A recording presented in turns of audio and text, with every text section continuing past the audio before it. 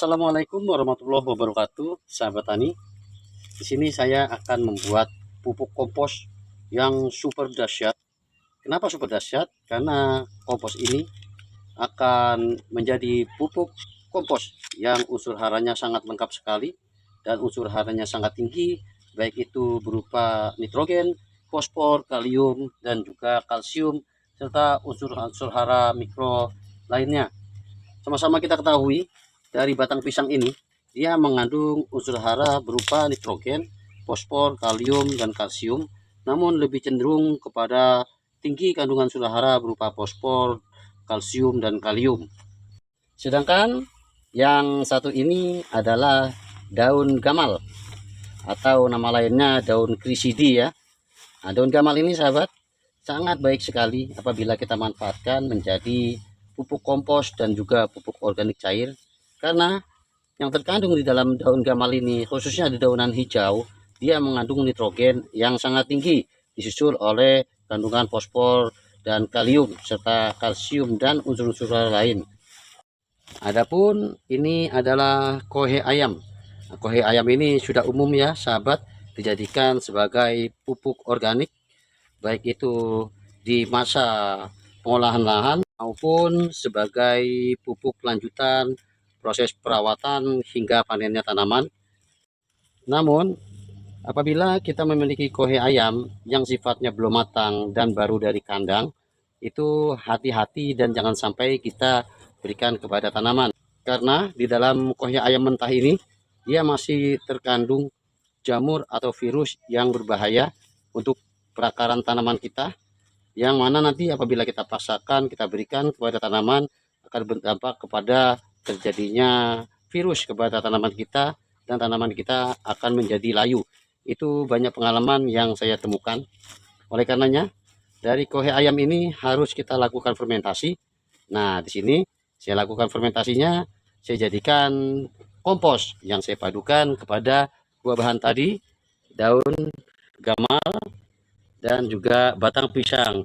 Batang pisang ini adalah batang pisang yang belum berbuah. Saya pilih batang pisang yang belum berbuah karena batang pisang yang belum berbuah unsur haranya itu masih sangat lengkap. Beda dengan batang pisang yang sudah berbuah, apalagi kita ambil batang pisang dari hasil panen. Unsur fosfor, kalium, bahkan nitrogennya sudah berkurang karena selama proses pembuahan hingga mematangkan dari buah pisang tersebut. Dalam pembuatan kompos dari tiga bahan ini sangat mudah sekali sahabat, tidak usah ribet-ribet, tidak usah juga kita pakai tempat khusus, cukup kita olah di atas tanah. Yuk sahabat, ikuti cara saya melakukan atau membuat kompos dari tiga bahan ini yang nanti akan menjadi kompos yang sangat baik, mengandung unsur hara lengkap, nitrogen, fosfor, kalium, dan kalsium, serta unsur hara mikro yang tinggi kandungannya. Langkah pertama yang kita lakukan adalah mencampur tiga bahan ini. Sedangkan di sini saya siapkan dari kohe ayam ini yang belum matang karena dia masih sifatnya menggumpal-gumpal seperti ini nih. Nah, ini kohe ayamnya yang sudah bercampur oleh sekam. Nah, sekam ini memang dari tempat peternakannya sahabat ya. Untuk sekam ini yang dipadukan pada kohe ayam ini memang sudah tercampur dari kandang peternakan ayam. Dan di situ dari batang pisang itu tadi sudah saya cacah kurang lebih sebanyak 3 batang pisang besar. Adapun daun gamal ini relatif saja sesuai yang kita miliki. Semakin banyak kita mendapat daun gamal untuk kita jadikan pupuk kompos maupun pupuk organik cair akan semakin baik.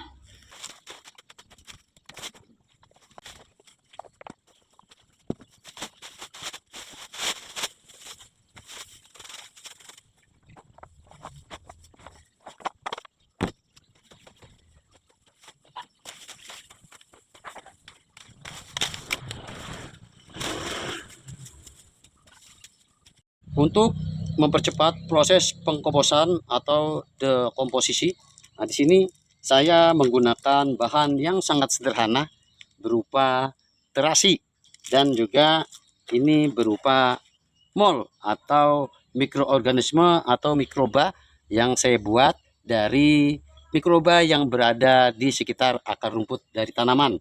Sini sudah saya buat kurang lebih 1 bulan yang lalu, dan ini sudah siap untuk diaplikasikan, dijadikan bahan dekomposer maupun bahan fermentasi pupuk organik cair. Tapi kalau sahabat tani tidak punya atau tidak sempat membuat mol sendiri, bisa menggunakan mol berupa E4. Sini saya siapkan air kurang lebih 5 liter. Tujuannya hanya nanti untuk menyiram dari pencampuran bahan-bahan yang akan kita jadikan kompos. Di sini saya berikan dari molnya ini kurang lebih setengah liter, dimasukkan ke air dan kita tambahkan terasi. Terasinya 2, langsung saja diaduk-aduk rata ini di air. Nah, dari terasi inilah nanti yang akan mempercepat proses penghancuran dari bahan-bahan kompos ini. Insya Allah nanti dalam waktu 15 hari kompos ini akan sudah hancur dan sudah siap kita jadikan pupuk untuk diaplikasikan kepada tanaman. Oke.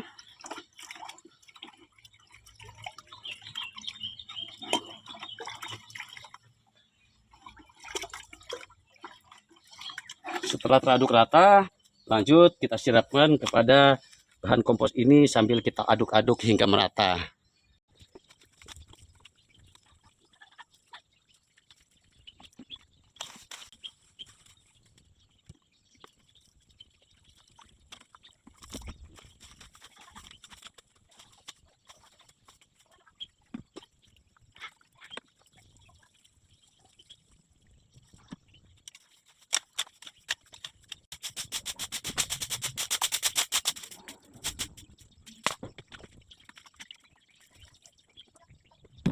Setelah kita yakini teraduk dengan rata dan dari molnya tadi sudah membasahi seluruh bagian daripada bakalan komposnya ini, lalu cukup ditutup dengan menggunakan terpal.